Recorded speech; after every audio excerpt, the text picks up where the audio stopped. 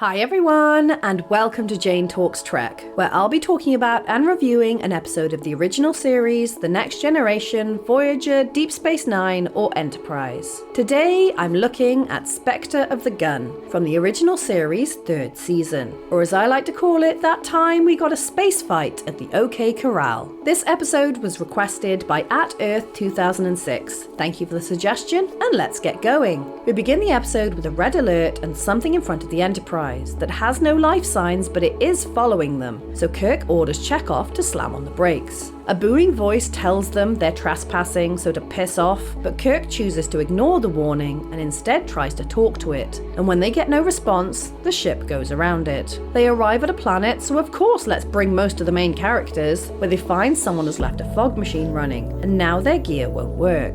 They are talked to by a Scooby-Doo villain, and into the credits we go. The Thing tells them off for ignoring the warning and says they will be punished, so Kirk tries this tactic. We come in peace.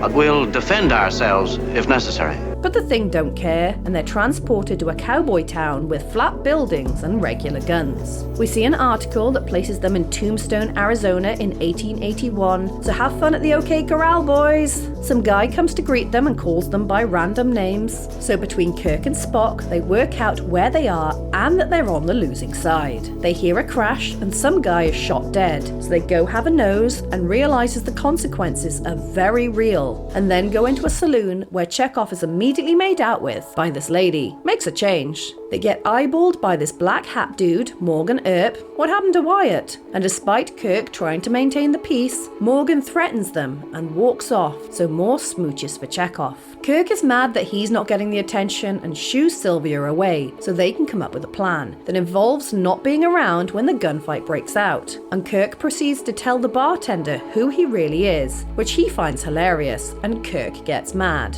I'm not joking, bitch.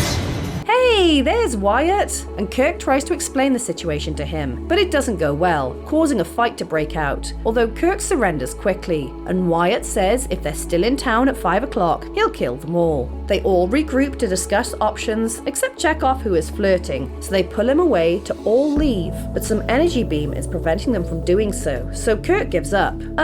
I'd have walked the whole perimeter just to make sure, and then they change tactics, trying to think of ways to fight back, and McCoy gets very excited about some poisonous plants. Good for him. He wanders into the dentist and pilfers his stuff, but Holiday is a little creepy and threatens him with a gun, but still lets him take his stuff.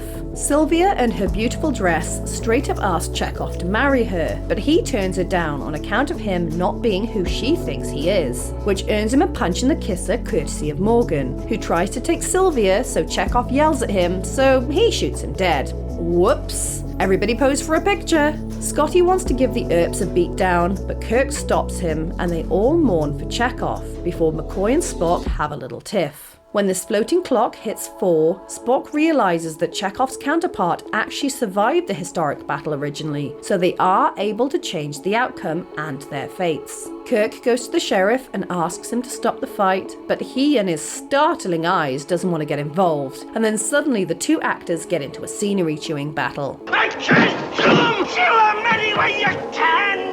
Kirk returns to the others and wants their makeshift stun grenades tested, so Scotty volunteers to be the guinea pig, but it doesn't work, even though Spock and McCoy insist there's no reason it shouldn't. And with 10 minutes left, they decide not to show up, but looks like they don't have a choice. Nice hair, Kirk. They try to run, but the force field stops them, and I feel like there's a blue medallion in that building. Anyway, Scotty is up for a scrap, but Spock goes into a big speech that basically boils down to the bullets won't hurt them if they don't believe in the guns that fired them. But McCoy doesn't like the idea that a tiny bit of doubt would be enough to kill them, so Spock agrees to a mind meld. The clock strikes 5, so the Earps assemble. Better hurry this along, Spock! But he manages it in time, so when the 4 baddies open fire, it doesn't do anything. Take that, dipshit! Kirk gives one guy a beatdown, but doesn't bother shooting them, and the illusion disperses, and Chekhov is fine, if a little low res, before the shiny doodad explodes, and the voice commends Kirk for not killing anyone,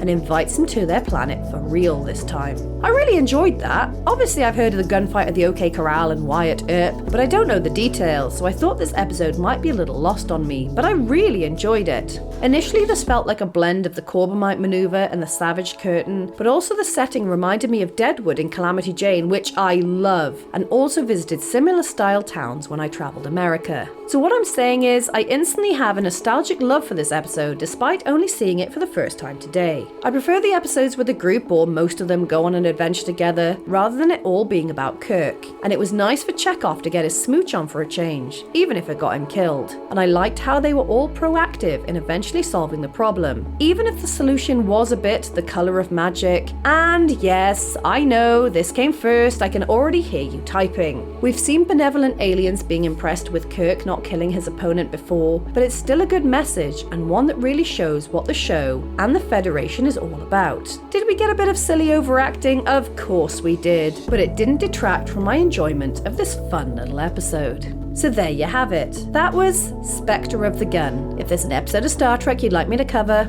pop it down in the comments below, or come say hi on social media. If you enjoyed this video, then please hit that like button, it really does mean a lot, or consider subscribing if you want to be assimilated into my channel. Alternatively, feel free to check out my other YouTube channels. Thank you so much for watching, I'll speak to you soon, and live long and prosper.